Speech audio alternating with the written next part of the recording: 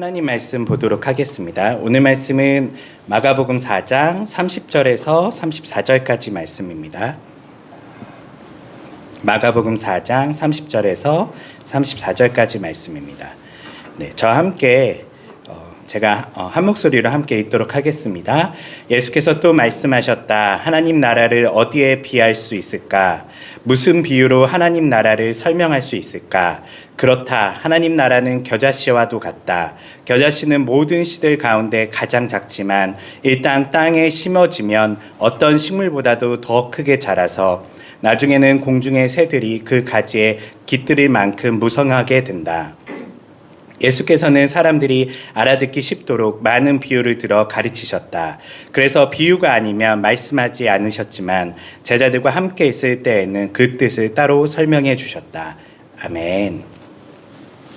네, 오늘 말씀은 겨자씨 비유와 하나님 나라라는 말씀으로 하나님 말씀 함께 나누도록 하겠습니다. 예수님께서는 하나님 나라를 항상 비유로 설명하는 것들이 우리가 보고 있는 지금 마가복음에 나오고 있는데요. 이 여러 가지 비유들 중에 우리가 가장 많이 알려진 비유기도 하고 어쩌면 하나님 나라의 속성을 아주 잘 드러내주는 비유가 바로 겨자씨 비유입니다. 겨자씨가 뭘까요? 네, 겨자씨는 아주 작은 배추과의 식물이에요. 우리가 우리나라로 치면은 겨자가 사실은 굉장히 여러 가지 형태로 그 씨가 발현되는데요. 어떤 씨는 배추처럼 자라고요. 어떤 씨는 우리가 잘 아는 갓 있죠, 갓. 그 갓김치 할 때 그 매콤한 갓도 겨자씨의 일종이에요. 그 갓도 그렇게 자라게 되고 우리가 잘 아는 진짜 겨자, 매콤한 맛을 내는 겨자도 그렇고요. 또 이것을 통해서 우리는 또 변형된 게 또 있어요. 또가 뭐냐면 양배추 뿐만 아니라 방울양배추 그리고 또 있어요. 브로콜리. 이 모든 게 사실은 재밌을 정도로 겨자라는 것은 되게 다양한 형태로 사실은 바뀌는 어떤 속성을 또 가지고도 있어요. 물론 이 예수님께서는 이 바뀌는 속성에 대해서 오늘 얘기한 건 아니지만 겨자씨라는 게 참 독특하구나라는 것을 이 시간 좀 더 설명해 보려고 해요.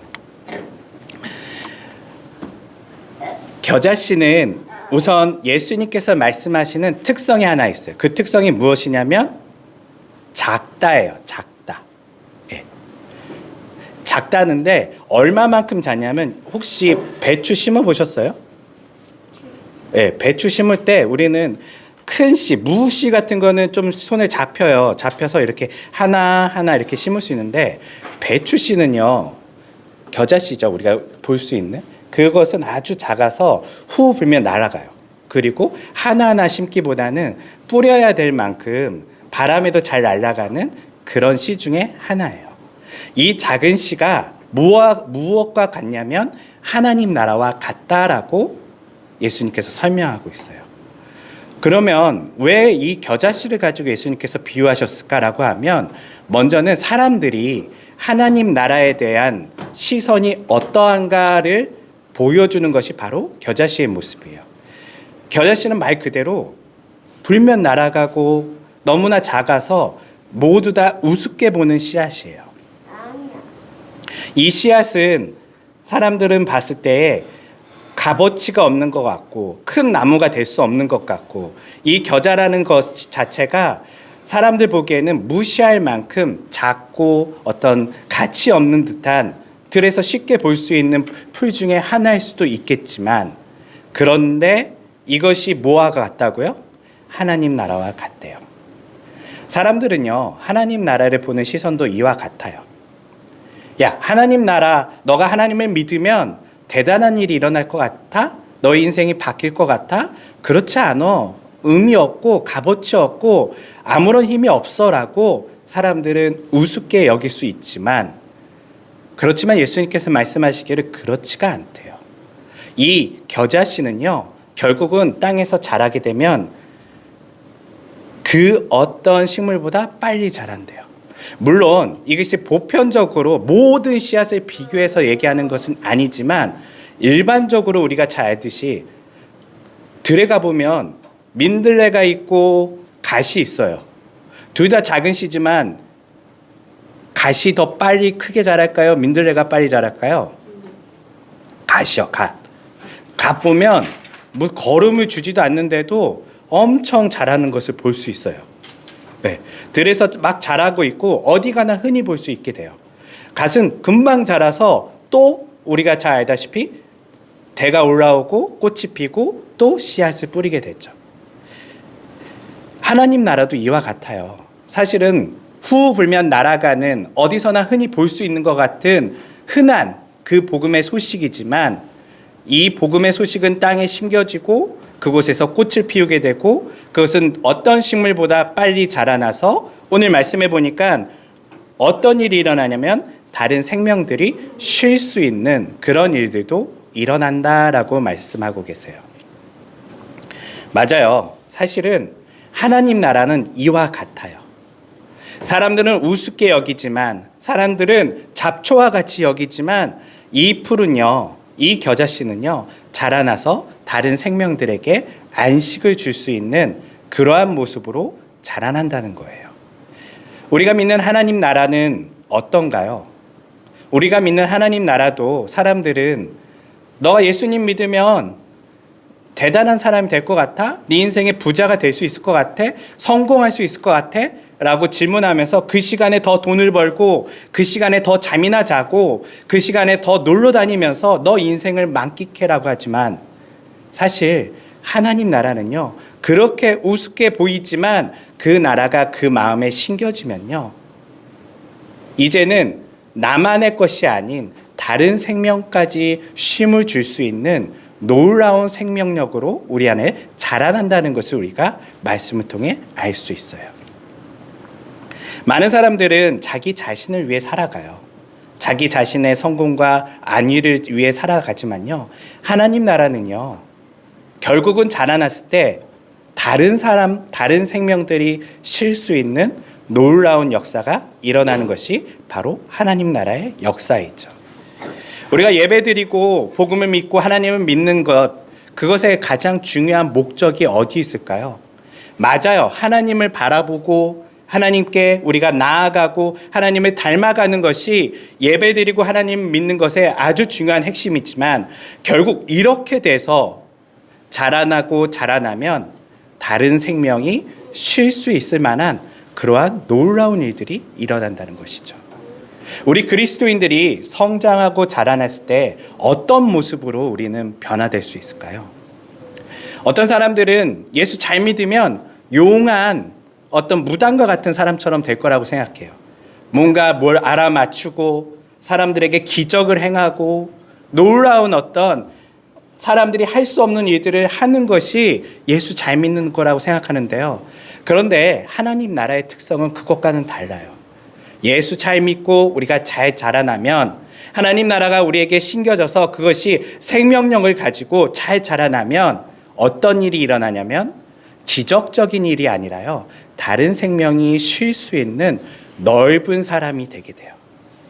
깊은 사람이 되게 돼요. 그리고 많은 사람들에게 유익한 사람이 되게 돼요. 많은 사람들은 다른 사람들을 이용해서 자신의 유익을 쫓지만 하나님 나라는요 모두에게 유익을 끼치고 그들을 쉴 수 있게 하는 놀라운 일이 일어난다는 것이죠. 예수님께서 말씀하십니다. 우리에게 무거우고 짐진 자들아 다 내게로 오라. 내가 너를 쉬게 하리라. 예수님께서는요 우리에게 이렇게 초대하시는 이유는요 바로 하나님 나라의 속성이 그러하기 때문에 그렇다는 거예요. 하나님 나라는 우리에게 그러한 쉼을 주고 있죠. 예수께서 이 말씀을 통하여 결국은 많은 사람들이 기대한 하나님 나라, 특별히 예수님께서 말씀하시던 그 당시의 하나님 나라는 유대 왕국을 회복시키고 기적을 일으키고 놀라운 파워를 일으키는 그러한 나라를 사람들은 기대했지만 그렇지만 실제 하나님 나라는요 예수님처럼 십자가에서 죽는 많은 이들을 이롭게 하는 그러한 모습이 하나님 나라의 진짜 모습일 수 있다는 거예요. 우리가 생각하는 하나님 나라의 유익과 예수님께서 말씀하신 하나님 나라의 목적은 확연히 다르다는 것이죠. 우리의 삶은 어떻게 살아야 할까요? 우리의 삶은 사람들은 여전히 하나님 나라를 슈퍼파워를 갖기 위한, 놀라운 능력을 갖기 위한, 자기 자신을 위한 하나님 나라로 삼으려 하지만 예수님께서 말씀하시고 보여주신 것처럼 하나님 나라는요, 그것이 자라나면요, 누군가를 위해 헌신하고 희생하고 죽을 수 있는 것이 결국은 하나님 나라의 가장 성장한 모습이라는 것을 우리가 말씀을 통해, 특별히 예수님의 삶을 통해 알 수 있다는 것을 기억하면 좋을 것 같아요. 마지막으로 오늘 말씀해 보니까 이런 말씀을 하세요. 예수께서는 사람들이 알기 쉽도록 비유를 들어 가르치셨고, 그래서 비유가 아니면 말씀하지 않으셨다. 제자들과 함께 있을 때에는 그 뜻을 따로 설명해 주셨다라고 말씀하고 계세요. 저는 여기에 놀라운 감사한 어떤 이유가 있어요. 예수님께서는요, 사실 비유라는 것은 다른 사람들이, 어떤 사람들은 들을 수 있게 하고 어떤 사람은 못 듣게 하는 거예요.